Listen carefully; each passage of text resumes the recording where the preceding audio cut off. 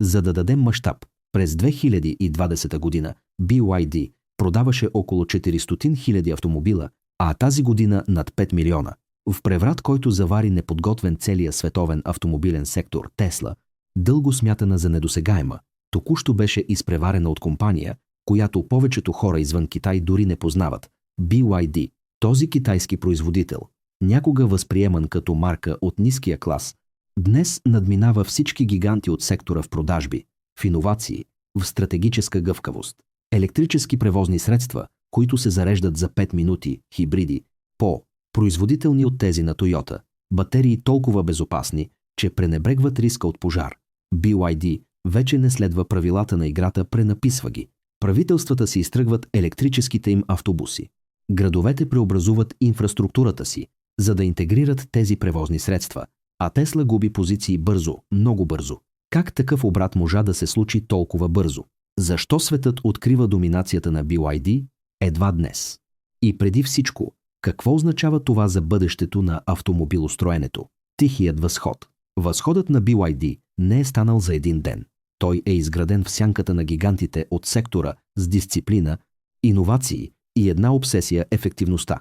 Докато Тесла заемаше заглавията с зрелищните си премиери и пламенната личност на Илън Мъск, BYD търпеливо изграждаше заводите си, усъвършенстваше технологията си за батерии, полагаше тихо основите на това, което щеше да се превърне в световна доминация.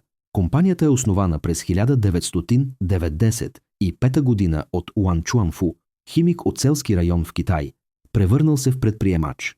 В началото BYD произвеждаше просто акумулаторни батерии за мобилни телефони, никел, кадмиеви, после литиево, йонни. Нищо бляскаво, но ужасяващо ефективно. Първоначалният му успех се основаваше на способността му да произвежда мащабно надеждни и достъпни решения за съхранение на енергия, което му позволи да завладее значителен дял от световния пазар на батерии. Истинският обрат настъпва през 2003 година, когато BYD изкупува Цинчуан Automobile Company, китайски държавен автомобилен производител в затруднено положение. По онова време операцията изглеждаше анекдотична. Обикновено странично занимание, без особено значение, но за Уан това беше майсторски ход. С вече напредналото си владеене на технологията на батериите, той виждаше възможност да контролира цялата автомобилна производствена верига, от химията на батериите до крайното сглобяване на превозните средства. Тази покупка бележи началото на трансформацията на BYD в напълно интегрирана индустриална машина. Стратегия, която днес му предоставя решаващо предимство пред конкурентите. Българската паника. Днес всички акции, свързани с електрически превозни средства, са в спад в България, поне за първото тримесечие на 2025 година. И все пак един въпрос се появява все по-често в дискусиите. Да, правото, коя е тази китайска компания BYD, за която всички говорят? В началото беше просто производител на батерии, а сега е автомобилен производител, способен да произведе над 3 милиона коли за една година. Докато средната цена на електрическо превозно средство в България е около 55 000 евро, BYD предлага модел за 10 000 евро, способен да премине от 0 до 100 км в час за 3 секунди. И тук България започва да изпада в паника. Какво ще се случи, ако тези момчета слязат при нас? Силата на вертикалната интеграция. Силата на BYD е тази тотална вертикална интеграция, пълно владеене на цялата производствена верига, от суровините до готовите превозни средства. Там, където Тесла все още зависи от доставчици като Panasonic или Катла за батериите си, и където традиционните производители разчитат на сложни мрежи от подизпълнители, BYD прави всичко самостоятелно. Своите батерии, чиповете си, електронните си компоненти, колите си, всичко се произвежда вътрешно. Резултатът – по-малко закъснения, по-добър контрол на качеството, намалени производствени разходи. Благодарение на този интегриран модел, BYD може да се адаптира в реално време към пазарното търсене или към технологичните разриви. И това е голямо стратегическо предимство. Печатът на Бъфет. Светът наистина започна да обръща внимание на BYD през 2008 година. Тази година известен Уорън Бъфет, познат с това, че избягва рискувани залози върху технологиите, изненада всички чрез Berkshire Hathaway, инвестира 230 милиона евро, за да придобие близо 10% от капитала на BYD. Този жест не беше просто финансов тласък. Беше силен сигнал, изпратен към всички пазари. BYD вече не беше обикновен регионален играч. Беше компания, която трябва да се приема много насериозно. Подкрепена от Бъфет, BYD ускорява трансформацията си, диверсифицира се, плъгин хибриди, 100% електрически превозни средства, камиони, автобуси, таксита. В Китай, най-големия световен пазар на електромобили, BYD става неизбежно име. Градовете си изтръгват тези превозни средства, за да електрифицират автопарковете си в голям мащаб. Междувременно на Запад гиганти като GM или Ford харчат цели състояния за лобиране срещу регулациите, благоприятни за електрическите превозни средства. BYD пък не говори доставя масово и доказва, че мащабната електрификация е не само възможна, но и печеливша. В сърцето на стратегията му стои прост, но смъртоносно ефективен принцип. Да владееш веригата за доставки означава да владееш бъдещето. Там, където повечето производители действат като диригенти, които трябва да координират десетки доставчици и хиляди компоненти с всички рискове от прекъсвания, които това включва, BYD функционира като единствен инструмент, перфектно настроен. Батерии, чипове, софтуер, сглобяване, всичко е интегрирано, синхронизирано, оптимизирано. И това дава на BYD скорост на изпълнение, гъвкавост и страхотна ефективност. Тази оперативна гъвкавост прави BYD страховит. Способен да произвежда по-добри батерии от Тесла, да произвежда по-бързо от Тойота и да продава по-евтино от Hyundai. Краят на ерата на Тесла. През 2024 година BYD преминава праг, който разтърсва цялата автомобилна индустрия. Компанията изпреварва Тесла по оборот. BYD регистрира 107 милиарда евро срещу 9,10 и 7,7 милиарда за Тесла. Символична победа. Непревратно установения ред. Този момент бележи края на царуването. Тесла вече не е безспорният лидер на сектора. Цифрите са категорични. За една година BYD продава около 4,20 и 700 милиона превозни средства в света, т.е. умножение по 10 в сравнение с продажбите от 2020 година. Стремителен растеж за по-малко от 5 години. Демонстрация на способността им да се мащабират, да се разширяват бързо, докато диверсифицират каталога си. Китай остава бастионът му. Най-големият световен пазар за електрически превозни средства е доминиран от BYD. Но сега тази доминация вече не спира на границите на страната.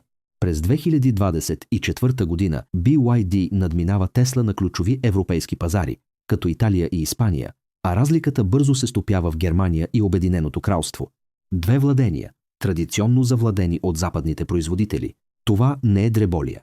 Европа е труден терен, където местните марки Volkswagen, BMW, Mercedes-Benz царуват от десетилетия. И все пак BYD се налага там с тревожно темпо, разкривайки дълбока промяна в потребителските предпочитания и в пазарната динамика. Платформата Super E, това, което прави възхода на BYD толкова заплашителен за конкурентите, е темпото на иновациите. Компанията не следва пазарните тенденции, създава ги. През 2024 година BYD разкрива платформата Super E, революционна архитектура за електрически превозни средства, способна да измине 400 км само с 5 минути зареждане. Подвиг, станал възможен благодарение на капацитет за зареждане от 1000 кВт. Този технологичен скок решава едно от най-големите препятствия пред възприемането на електрическите автомобили – времето за зареждане. Ако може да се зареди батерия толкова бързо, колкото да напълниш резервоар, аргументът в полза на двигателите с вътрешно горене се срутва. И това не е всичко. Комбинирайки тази платформа с собствените си свръхбързи зарядни станции, BYD може да премахне тревогата, свързана с пробега, и така напълно да преопредели електрическото шофиране. Дори мрежата от Supercharger и на Тесла, ограничена до 250 кВт за повечето модели, изглежда остаряла. Ценовата атака. Друг терен, на който BYD променя правилата на играта, са цените. В Азия, както и в Европа, BYD атакува челно достъпното премиум позициониране на Тесла. С модели като Dolphin или Seal, BYD предлага превозни средства с прецизен дизайн, с сравним или дори по-добър пробег, с еквивалентен комфорт и вградени технологии, но на цени значително по-ниски от тези на Model 3 и Model Y.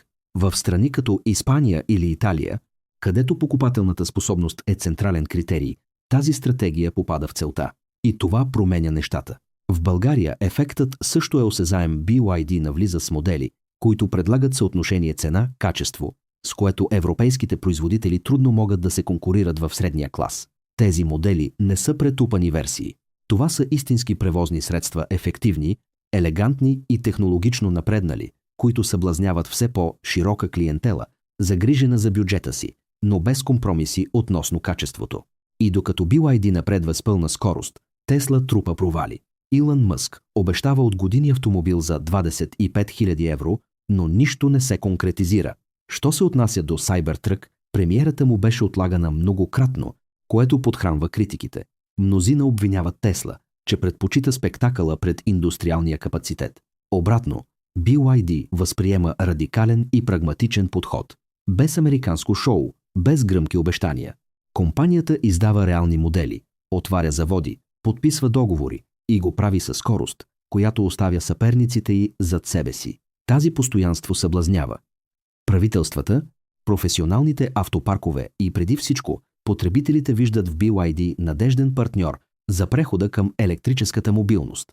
Разказът за недосегаемата Тесла, носена от култа към личността около Мъск и излитането на цената на акциите й, започва да се напуква. Дори анализаторите се питат открито.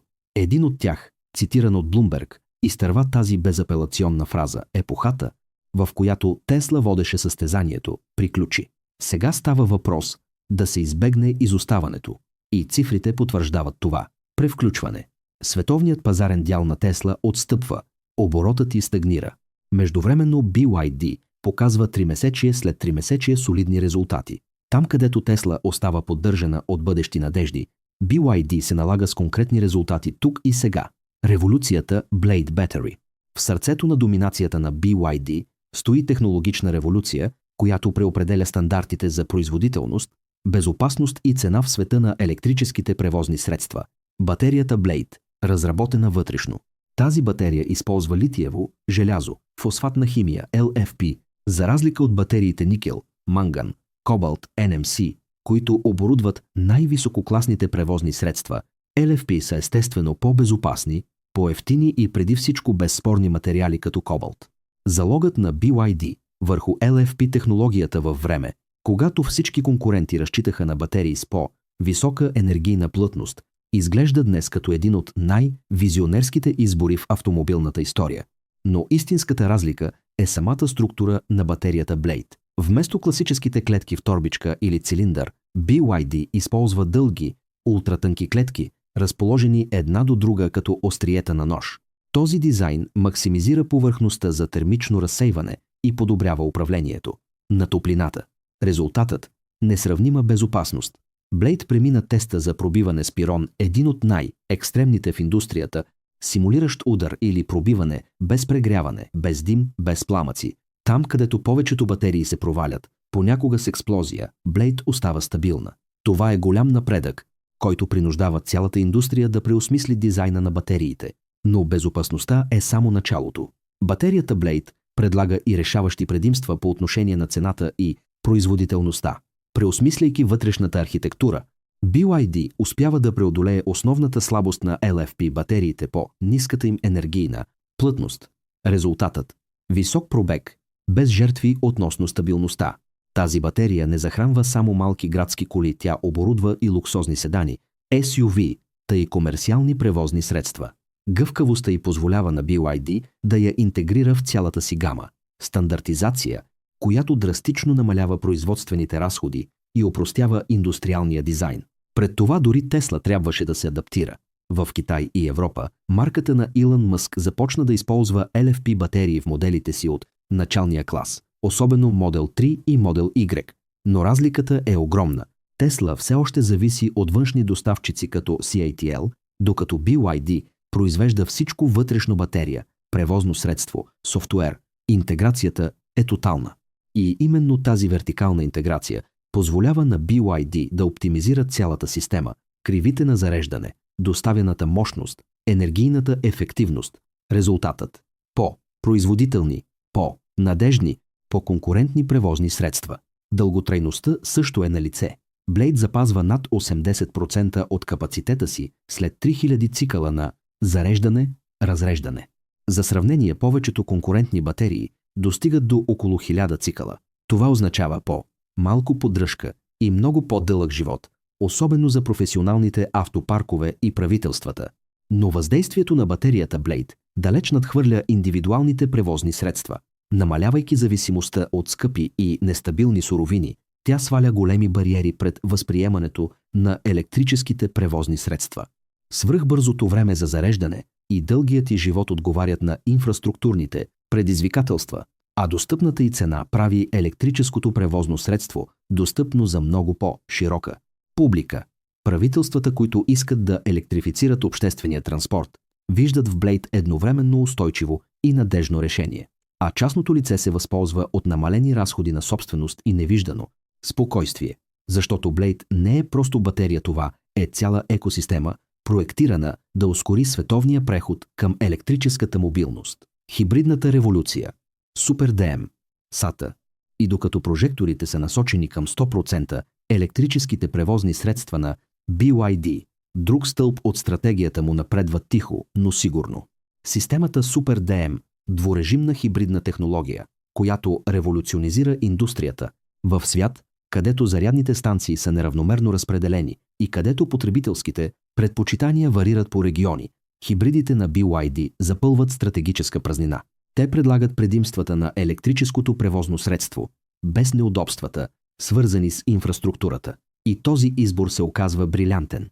За разлика от класическите хибриди, които се основават главно на двигател с вътрешно горене с електрическа подкрепа, системата Super DM на BYD използва обратна логика. Електричеството първо, горивото в подкрепа само когато е необходимо. Тази архитектура революционизира шофирането. Незабавен въртящ момент, впечатляваща реактивност, максимална енергийна ефективност. Да вземем конкретен пример Song Plus DMI, един от водещите хибридни SUV-та на BYD. Той показва разход от само 6 литра на 100 км. Забележителен резултат за превозно средство с такъв размер. И това не е всичко. Термичният му КПД достига 43,4%. Цифра, която надминава дори най-добрите хибридни системи на Toyota. Хибридите на BYD не са компромис. Те са стратегически оръжия. Съблазняват клиентела, която търси чистото и тихо изживяване на електрическото превозно средство, но която все още има нужда от пробега и гъвкавостта на горивото. В региони като Латинска Америка, Югоизточна Азия или в селските зони на Европа и България, където електрическото зареждане остава предизвикателство, тези модели намират огромна публика. И цифрите говорят сами за себе си. Сериите DMI и DMP не са нишови модели, те са стълбове на световната стратегия на BYD. Продават се в голям мащаб, гризейки пазарните дялове на Tesla, Ford и Volkswagen. За професионалистите тези хибриди са истинска благословия. Таксиметровите компании, доставчиците или общинските автопаркове се възползват напълно. Ниски емисии в града, но с разширен пробег за дълги разстояния. В Китай цели автопаркове такситата вече преминаха към хибридите BYD. Защо? Защото общата им оперативна цена е по-ниска от тази на класическите термични превозни средства, но и от тази на много 100% електрически модели. И тази тенденция надхвърля границите. Все повече правителства и частни играчи по света се обръщат към BYD, за да модернизират транспорта си. Тази хибридна офанзива е насочена директно към Toyota, историческия шампион в тази област. В продължение на години Prius и другите модели на марката доминираха пазара с надежността, пестеливостта си. Но днес серията DMI на BYD ги надминава по ефективност, производителност, технологии. И това не е случайност. Контролирайки всички елементи на хибридната система батерия, софтуер, термичен двигател, трансмисия, BYD може да оптимизира всеки параметър в реално време. Резултатът – плавно, интелигентно, ултра-ефективно шофиране. Интеграция, която Toyota и другите големи производители трудно могат да възпроизведат. А що се отнася до Tesla, чистият и отказ да навлезе на хибридния пазар може да се окаже голяма стратегическа грешка. Илон Мъск винаги е отхвърлял идеята за хибриди, считайки ги за преходна технология. За него бъдещето е изключително електрическо. Но този залог се основава на крехка хипотеза, тази на еднообразен преход в световен мащаб, при който всеки пазар, всеки потребител би бил готов напълно да изостави горивото. Реалността е друга. Залагайки на високопроизводителни хибриди, продължавайки да инвестира масово в 100% електрическите превозни средства, BYD възприема прагматичен подход. Стратегия, която му позволява да съблазнява всички профили на купувачи от най-ангажираните до най-предпазливите. Световната офанзива и амбициите на BYD далеч надхвърлят производството на превозни средства. Компанията иска да доминира световния пазар, прониквайки дълбоко в инфраструктурата, обществените политики и дори в националните икономики. Там, където другите производители се фокусират върху техническите характеристики, пробег, скорост, зареждане, BYD вижда по-широко. Възприема географията като бойно поле, а веригите за доставки като свои стратегически оръжия. Планът му е ясен. Увеличаване на производствените мощности, осигуряване на правителствени договори и локална адаптация с хирургическа точност. През 2025 година BYD цели над 800 000 международни продажби. Шеметна цифра за марка, която започна да изнася едва наскоро. Но BYD не се задоволява с изпращане на превозните си средства в чужбина. Компанията строи местни заводи, за да се настани директно на ключовите пазари. В Калифорния, например, обектът ѝ в Ланкастър произвежда електрически автобуси и камиони, предназначени за общинския транспорт, училищата и летищата. Интелигентна стратегия, налагайки се първо пред публичните институции, BYD нормализира присъствието си в България. И това работи, защото веднъж, когато местните инфраструктури и регулации се адаптират към тези превозни средства, теренът е готов за по-широко завладяване на пазара. В Бразилия BYD беше предвидила да отвори завод в Камасари, но проектът беше спрян след спор относно условията на труд на китайските работници. Компанията тогава анулира договора, демонстрирайки способността си да управлява кризи, без да забавя разширяването си. В Мексико BYD проучва друга възможност установяване на завод, за да се възползва от споразумението USMCA, което свързва Мексико и Канада. Това би позволило локално производство за севернокитайския пазар, без да понася митата при внос. Стратегически ход, който би могъл да предостави на BYD директен достъп до сърцето на територията на американските им конкуренти. Но за BYD не става въпрос само за продаване на коли. Целта е много по-широка при конфигурирането на световната автомобилна екосистема. Доставяйки електрически автобуси и таксита на големите градове, BYD пряко влияе върху градското планиране и развитието на инфраструктурата. Изграждайки местни заводи, компанията създава работни места, намалява търговските бариери и плете дълбоки икономически връзки със страните домакини и предлагайки достъпни, производителни и надеждни превозни средства, бързо печели лоялността на потребителите на много разнообразни пазари. Този многостранен подход прави BYD страховит противник, защото марката не се задоволява да цели клиентите, атакува цели транспортни и управленски системи. Структурната революция. Възходът на BYD, следователно, не е просто търговски успех. Това е структурна революция, промяна на парадигмата, която поставя под въпрос самите основи на световната автомобилна индустрия. За Тесла това е тревожен сигнал. Време е да преразгледат стратегията си, особено по отношение на цените, логистиката и преди всичко липсата на хибридни модели. За традиционните производители като Toyota, Ford или Volkswagen това е брутален предупреждение. Дори историческите им предимства надежност, мащаб на производството, лоялност към марката могат да бъдат пометени от по-гъвкав и по-интегриран конкурент. Но за правителствата, както и за потребителите, възходът на BYD представлява и възможност тази да се ускори преходът към устойчива, безопасна, достъпна и практична мобилност. Батерията Blade и хибридната система Super DM не са само технически иновации, те са стратегически инструменти. Позволяват премахването на спирачките пред възприемането на електрическите превозни средства, отговаряйки на 3 големи въпроса – безопасност, цена и инфраструктура. Благодарение на пълна вертикална интеграция и бързо световно разширяване, BYD може да доставя решенията си в голям мащаб, докато конкурентите му все още се борят с фрагментирани вериги за доставки и остарели стратегии.